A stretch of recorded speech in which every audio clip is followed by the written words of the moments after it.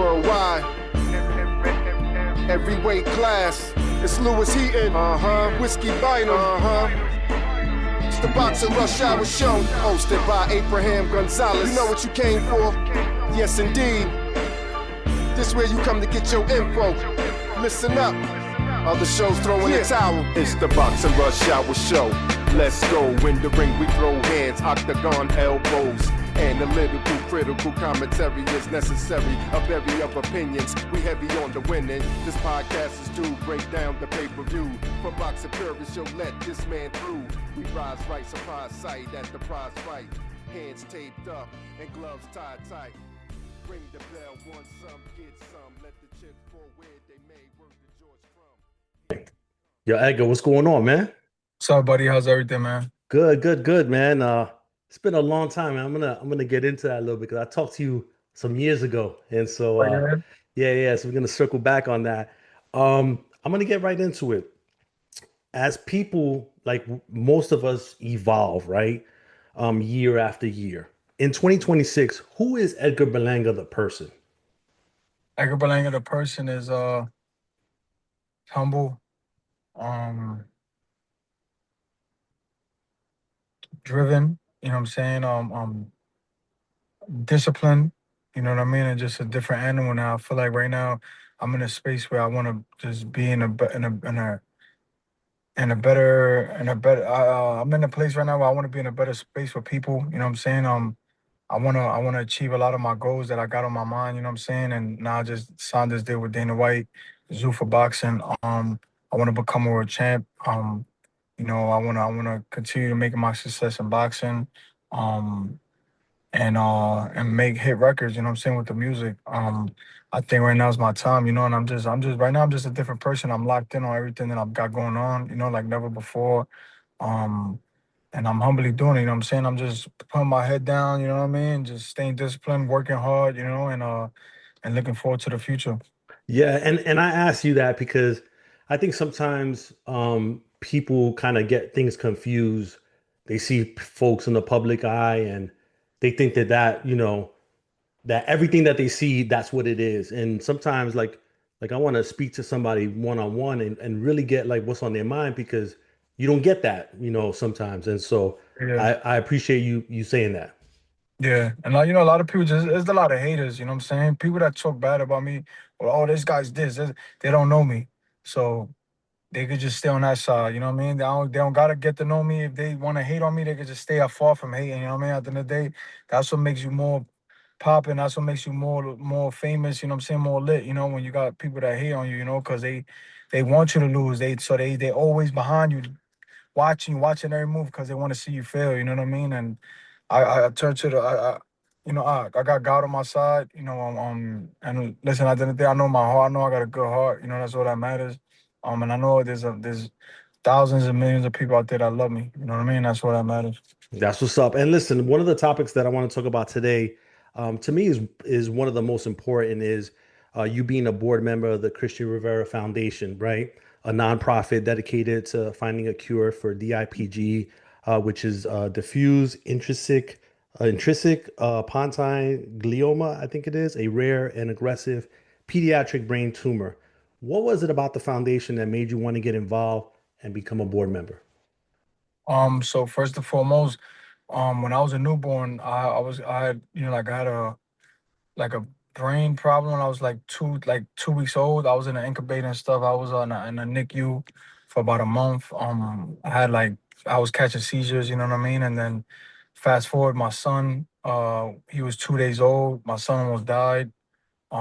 His pituitary gland, he didn't grow his pituitary gland, so he was catching seizures and stuff. And he was in the NICU for a month.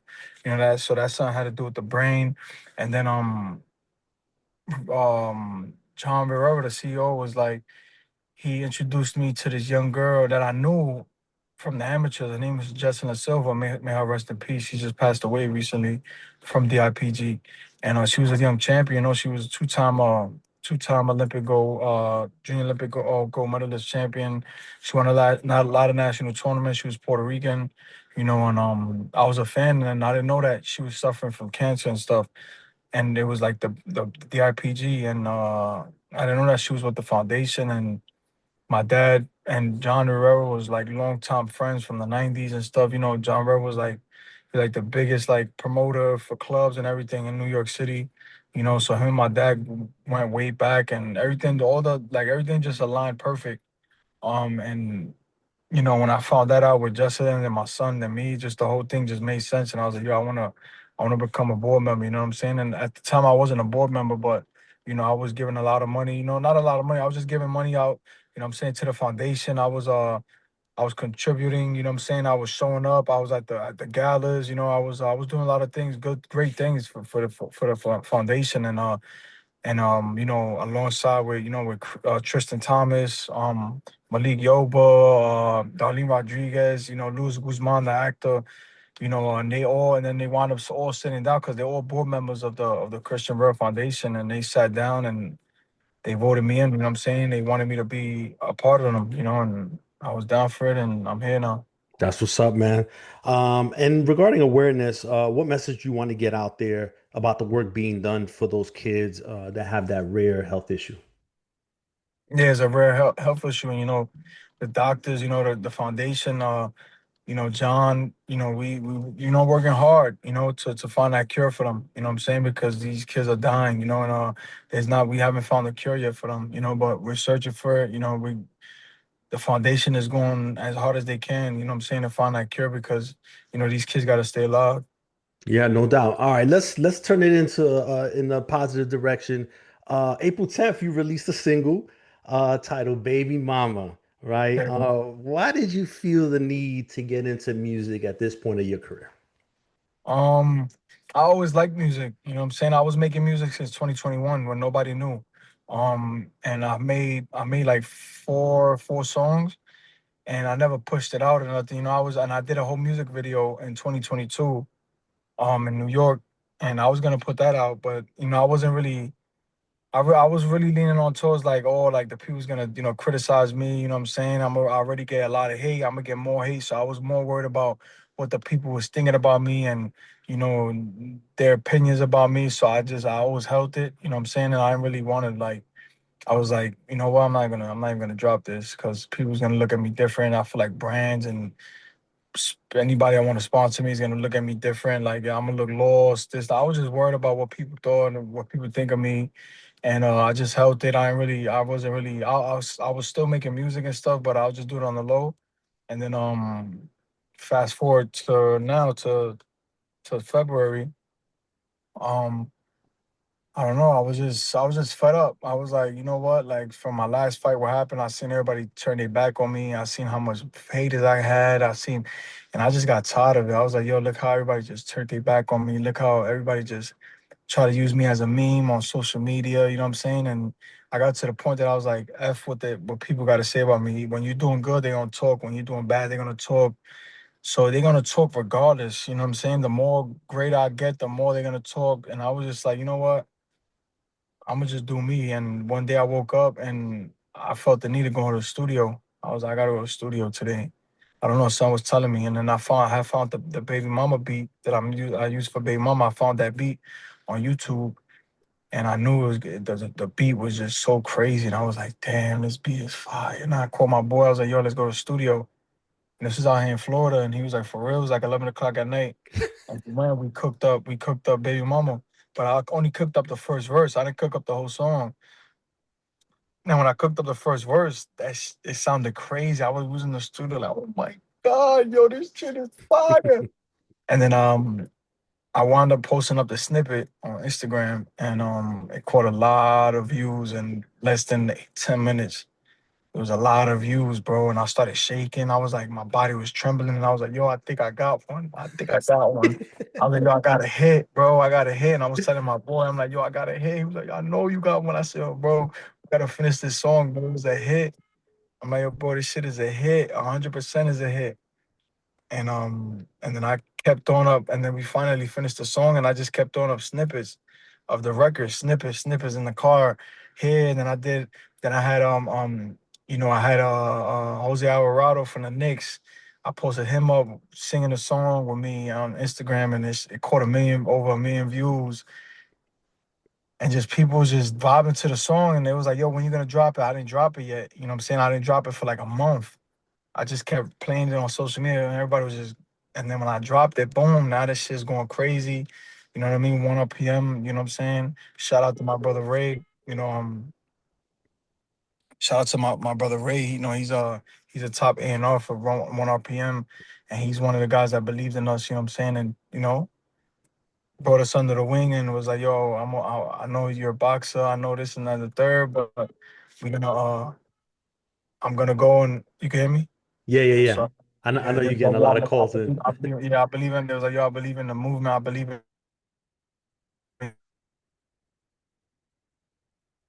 your vision." You know what I'm saying? And these people are crazy, bro. Yeah, You get me? yeah, yeah, You get me? yeah, yeah. You get me? All right, yeah. So then he just believed in the movement, you know what I mean? And from there, it's just like I did the music video already. The music video gonna drop soon. Yeah, it's going good, man. Just people don't believe in the vision. They don't believe in it until they see it getting done, and then they want to jump on board and start. Because people thought I was crazy. You know what I mean? People thought I was bugged out. Like, yo, this dude like is crazy. He's trying to be a rapper. He's trying to be a singer, a reggaetonero. And I was like, I don't give a F what y'all think, bro. Y'all can say whatever y'all want. But when it's done, y'all gonna respect me. And that's exactly what's happening now. Everybody that was like doubting me and making it seem like, oh, I'm crazy, or this guy's bugged out, or he's had CT, what's that CTE from CT. getting punched out in the head. Now they're not saying it's not CTE no more. Now they like, yo, this dude's really crazy. He's doing it. And I'm just really like just putting out there, just for the kids, especially the youth, man. I say the youth because I was young at one point and I thought and I always felt like I was scared because of what people would think of me and all this nonsense. But I want to be one of the first prime examples of don't worry. You know what I'm saying? Like if you want to do anything you want in life, don't worry about what anybody has to say. Don't worry about what your mother has to say, what your father has to say, what your family, what the haters on social media have to say. If you feel like in your heart you want to be something and you want to do it and you want to, if you're boxing or if you're playing basketball, you want to be you want to do NASCAR drive, you could do anything. You know what I'm saying? God just didn't give us talent to be one thing in life. I feel like God, we are blessed. You know what I'm saying? To really be something great. I feel like I'm blessed to be something greater than what I am right now. I don't think that boxing is it's just my only thing that I'm gonna be great at. You know what I mean? I feel like the music, I feel like acting, I feel like there's a whole bunch of things. And if I have that talent, if God bless me that much, I'm gonna use it. You know what I'm saying? While I'm gonna stay stuck in somewhere where I'm talented. Like a lot of people's not talented the way I am. You know what I mean? And I'm not gonna waste that. I'm not wasting my talent on nothing in the world. If I have the pinta, how they say, like, yo, this dude could be an actor. Yo, this dude could be a artist, a Spanish artist, I'm gonna do it. You know what I mean? There's no limit. You know what I'm saying? You're not stopping me over here. I'm gonna keep going and going and going until I can't no more. Yeah, that's what's up. And it's funny because like if you play that song and you don't say your name is associated with it, anybody will listen to it and they'll be vibing to it, right? But the minute you say, "Oh, this is Edgar Berlanga's song," they're like, "Ah."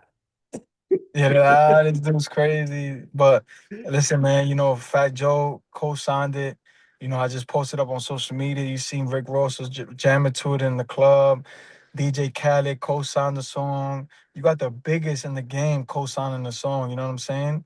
And these are my family. So if Joe's co-signing it, you see Ross, you see DJ Khaled. You know what I mean? And the remix, we gonna drop the remix pretty soon. Well, I'm not gonna drop it soon, but I'm starting to get it. We starting Yeah, yeah. marinating it. You know what I mean, with the remix and everything. So yeah, it's gonna be for sure. So it's gonna be a summer hit. That's what's up. All right, listen, getting into boxing, right? I do a show with and you know him, Zachary Ochoa, Yeah, right? yeah. And he was like, "Hey, listen, ask Edgar about this. You were a decorated amateur. How did that help with your transition into the pros?" He was mostly asking because you grew from one size to another pause, right? And you're a big guy now, and so like I guess he remembered you as somebody, much smaller, and then once you went to the pros, you grew into your size. So basically, how did the amateur experience help you with that transition? Just letting myself grow. I stopped. you know, as amateurs, you know, we tend to want to be at a certain weight class for so many years because, you know, we don't want to go up in weight because we're gonna fight big opponents and stuff. But when my dad came home from doing his second bid, I was stuck at a certain weight class at 132, and I was stunting my growth. I felt like, you know what I mean? Like I was struggling to stay on 132, 132. I was killing myself. And when my dad came home, I took off like 4 months, and I just like was just living like a regular life as a kid. I took 4 months to myself. You know, I was just playing basketball, and I blew up. Like that's when I grew, and I went from 132 to 154 pounds in 4 months. You know what I'm saying? And I still stuck there. And then I fought at that weight for a while, and then I jumped up to 165. Then I jumped up to 178. You know what I mean? I never stopped myself from growing. You know what I mean? And that's all it really was. And then, you know, I feel like with boxers and amateurs, I recommend, you know, like these kids, you know, that they're growing quick. You don't want to stunt their growth or anything, or try to make them making weight and stuff. You know what I mean? If they're gonna keep growing, they're gonna keep growing. Let them grow. You know, and that's what exactly what my dad did. That's why I feel like I got so much bigger. You know what I Y- mean? And obviously now I'm fighting at 168, but I walk around 200. You know what I y- mean? Yeah. And I'm a big boy. You know what I mean? So, but you know, it's just being disciplined. You know what I mean? I'm now, you know, the pros is different. So now I can't walk around like as I used to do before 200. You know, I try to stay like at the 180s. You know what I mean? So where when I'm dropping that weight, it could be easier for me. You know? Yeah, yeah, no doubt. And look, speaking things into existence, right? I interviewed you in August 2020. At that time, you told me you could see yourself fighting Canelo in 2 years. You told me that at that time, right? Yeah. You were 14 and 0. You ended up fighting him 4 years later, but still, like you manifested it. Even though, you end up coming up short against Canelo, looking back, was that 2 year window a little too ambitious? Or did you think that you would have done better if you would have gotten him sooner? Nah, it was I was good. You know what I mean? I was destined for that fight. You know what I'm saying? That fight was supposed to happen. You know, you gotta understand, I didn't have the experience, I didn't have anything for me to be up there with him. You know, people thought that he was gonna stop me in 2, 3 rounds. He didn't want to be in one of the best fights people attended. You know what I'm saying?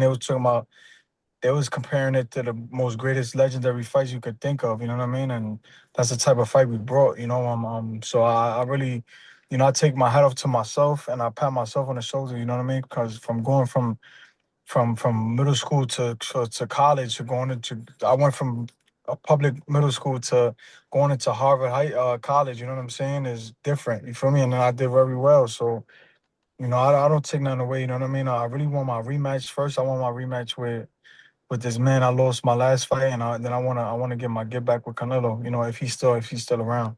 Yeah, yeah. And look, you fought Jonathan Ortiz after that. You won. Obviously, the Hamza Shiraz fight was in July. In that time away from your last fight to now, was there anything that you learned about yourself as you focused on you more? Yeah, I had to refine myself again. I had to regain focus. I had to find the love for boxing over again. You know what I mean? I understood that, you know, they love you, and then they hate you, and then they love you again. You know what I mean? And right now they hate me. But after July, when we fight, you know what I'm saying? In summertime, my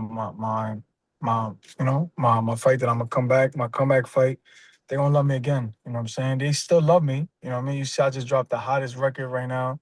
We about to blow up. They sick. They tired of me, man. They don't understand like how this kid does this. He just came off of laws, and he just wants to go and make a song, and he's making a hit record. And he just signed one of the biggest contracts with Zuffa Boxing about the main event again in his city at Madison Square Garden. They don't understand it, but it's always when you're anointed by the Lord, when you God's children, when you God's favorite, when you God's child, nothing can stop you. You know what I'm saying? And I'm proof, and I'm living proof that through trials and my tribulations and through losses and everything, I still stood tall, 10 feet on the floor. And I walk around. I go to fights. I still walk around with all my chains on. I still smile at the people, take pictures with the kids. You know what I'm saying? I'm still here. You know what I mean? That didn't make me or break me. You know what I'm saying? That last fight. You know what I mean? That just son of happy. You know what I'm saying? Is a bump in the road. You don't hear him talking about that man. Nobody Yeah. even knows that he's fighting him in this week or in the next couple of weeks. You know what I'm saying? Nobody knows. Nobody gives a fuck. Nobody cares about him. They care about Belanga. They want to know when Belanga's fighting.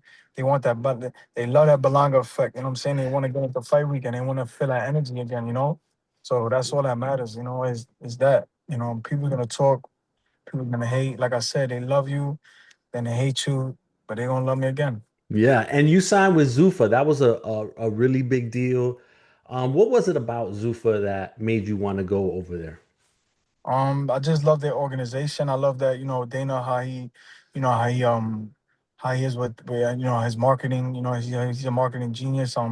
He likes to build up his fighters, you know what I mean, and make them into superstars, you know what I mean? And he's good at that. I attended this last UFC event at the Kia Center and then in Miami, and it was amazing, the structure and everything that they had. And I was just like, yeah, this is what boxing needs. Boxing needs structure.